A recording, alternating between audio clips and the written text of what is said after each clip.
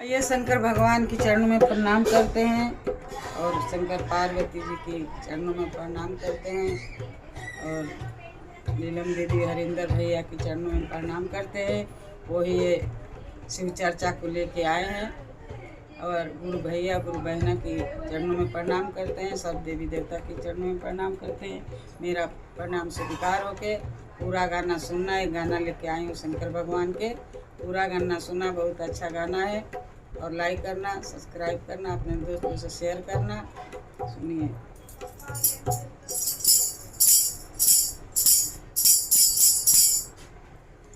काशी नगरिया के एक डगरिया कवन रहिया अबा मोरे भोला कवन रहिया अबा मोरे भोला कवन रहिया काशी नगरिया के एक डगरिया कवन रहिया अबा मोरे भोला कवन रहिया अबा मोरे गुरु कवन रहिया अबा मोरे शंकर कवन रहिया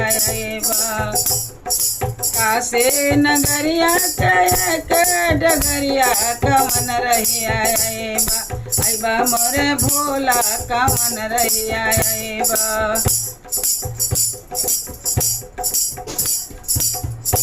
रहिया में पड़ेला भंगिया के खतिया रहिया में पड़ेला भंगिया के खतिया कवन भंगिया लेबा मोरे भोला कवन भंगिया लेबा मोरे भोला कवन भंगिया लेबा रहिया में पड़ेला भंगिया कवन भंगिया लेबा मोरे भोला कवन भंगिया लेबा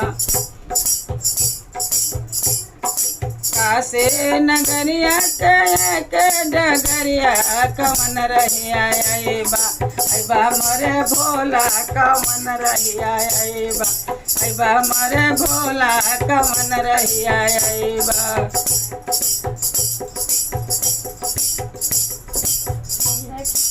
अबा मोरे भोला कवन रहिया अबा मोरे भोला कवन रहिया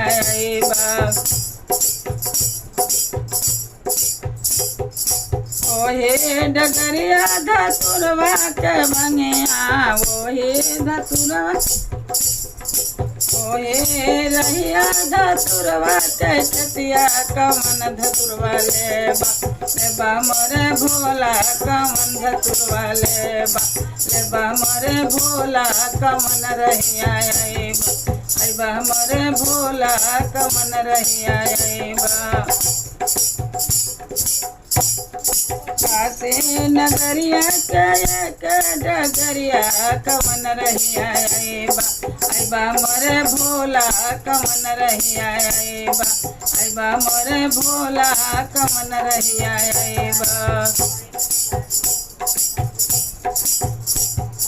रहिया में पड़े कनैलवा के फूलवा कवन फूलवा लेबा मोरे भोला कवन फूलवा लेबा मोरे भोला कवन फूलवा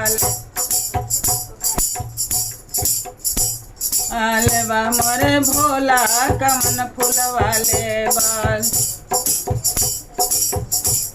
बेलवा लेबा मोरे भोला कवन बेलवा लेबा मोरे भोला कवन बेलवा लेबा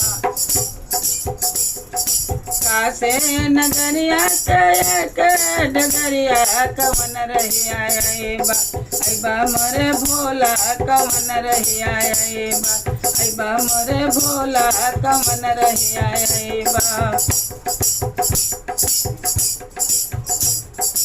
अबा मोरे भोला कवन रहिया अबा मोरे गुरु कवन रहिया अबा मोरे शंकर कवन रहिया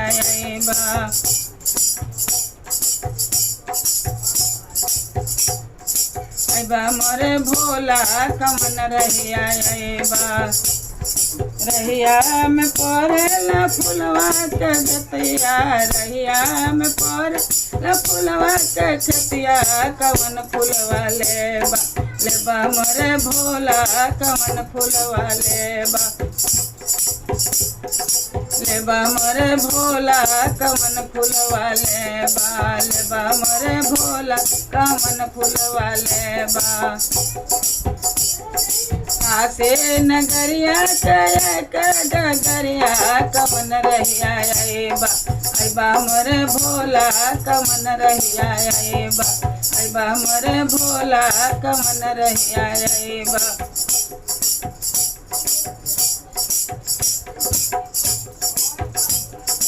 अइबा मोरे भोला, कवन रहिया अइबा मोरे भोला, कवन रहिया अइबा। रहिया में पड़े मलिनिया के डरवा, रहिया में पड़े मलिनिया हरवा लेबा मोरे भोला, कवन हरवा लेबा।